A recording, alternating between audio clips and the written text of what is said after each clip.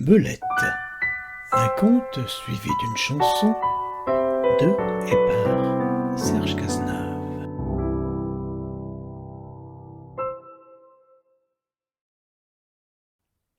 Baldo était un garçon de 10 ans qui aimait écrire. Il écrivait partout, dans son cahier, dans les marges de ses livres, sur des tickets de caisse et même dans le creux de sa main quand une idée surgissait à l'improviste dans des endroits impossibles. Mais Baldo n'écrivait que des histoires tristes, des histoires pleines de nuages noirs, de vent glacial et de soleil timide. C'était sa spécialité. À l'école, quand le maître rendait les rédactions, il annonçait d'une voix théâtrale « Et voici le devoir plein de gaieté de notre poète officiel, le fameux Baldo Spleen !»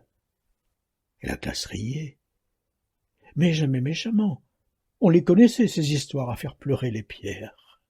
Et comme ces textes étaient toujours très bien écrits, malgré leur noirceur, Baldo récoltait de très bonnes notes. Il ne savait pas vraiment ce que signifiait spleen, mais comme on attribuait ce mot à des écrivains célèbres, il en était un peu fier et l'acceptait volontiers. Pour comprendre cette passion des histoires sombres, il fallait remonter à sa grand-mère, grand-mamie Maraude. C'était une poétesse reconnue. Sa maison ressemblait à une bibliothèque installée dans une grotte de sorcières. Piles de livres vacillantes jusqu'au plafond, chats ronchons, tasses de thé froid, rideaux qui frémissaient au moindre mouvement de paupières. Et bien sûr, sa grosse machine à écrire d'un autre âge dont elle ne voulait pas se défaire. La machine du diable, comme elle l'a nommée d'une voix caverneuse. Elle disait souvent à Baldo, en posant un doigt devant ses lèvres, « Souviens-toi, mon petit, un vrai poète connaît mieux les heures sombres que les journées trop gaies. Et attention, les éclats de rire font fuir les idées les plus profondes. » Baldo croyait tout, absolument tout. Il adorait sa grand-mère et il voulait lui ressembler.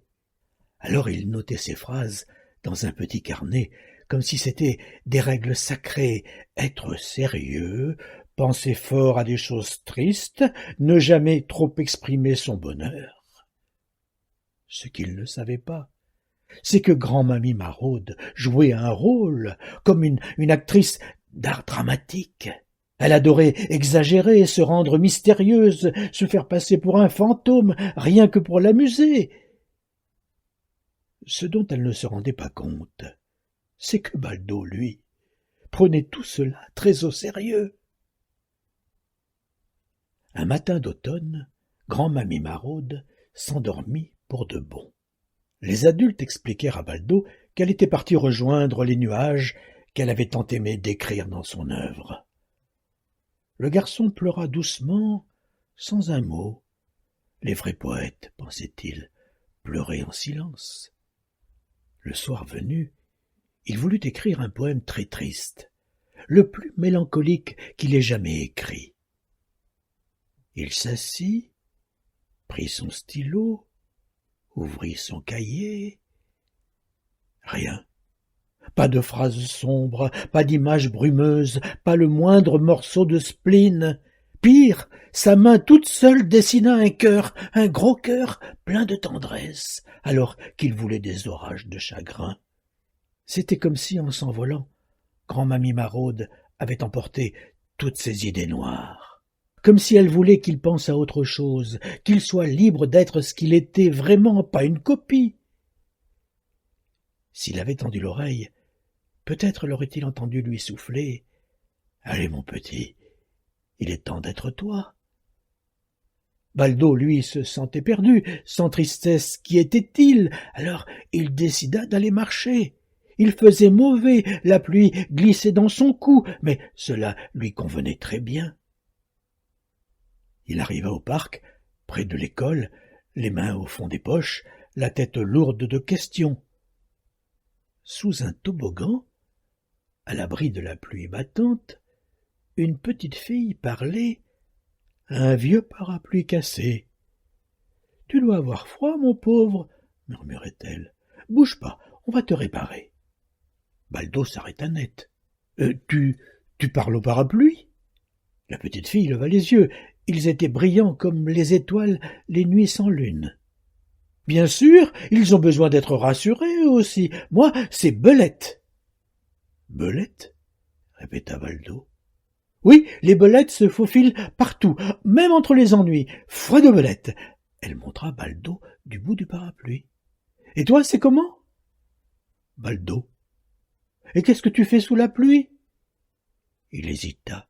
« Je crois que j'ai perdu quelque chose. »« Quoi donc ?»« Mon spleen. » Belette cligna des yeux, puis éclata de rire. « Alors, tu as de la chance, tu dois être plus léger maintenant. » Baldo resta bouche ouverte.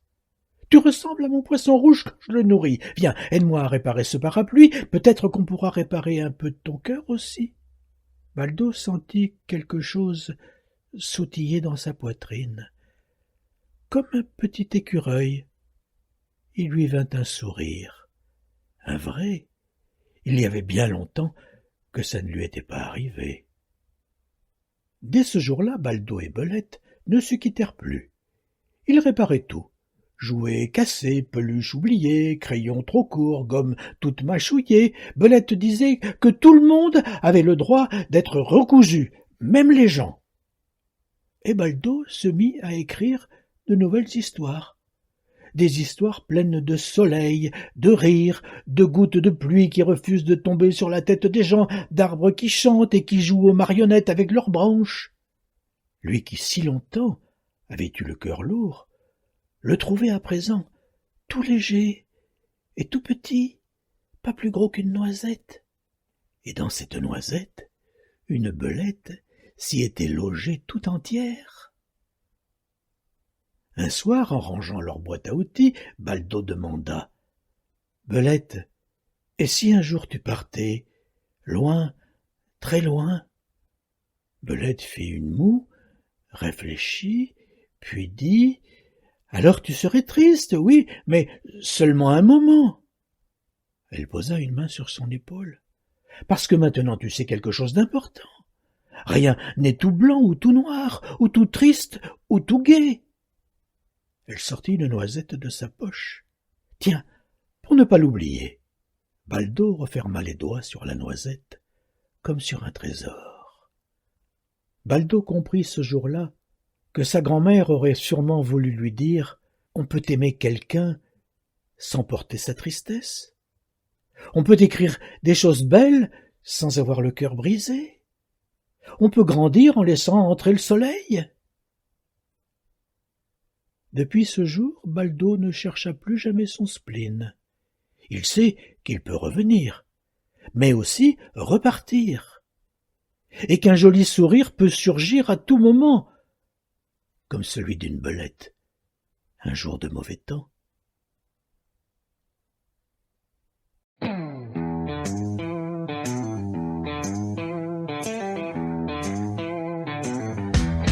Poète et conduit en rupture de muse, achèterait à bon prix papier douloureux,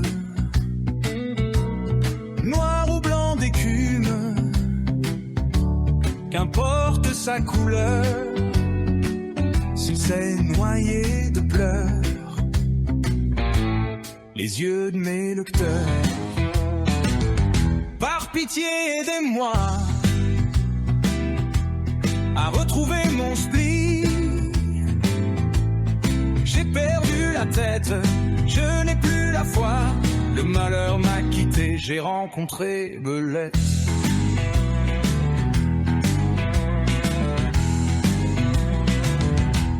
Chanter la douleur était mon gagne-pain, sous peine de faillite et de mendicité. Pourrais-je encore livrer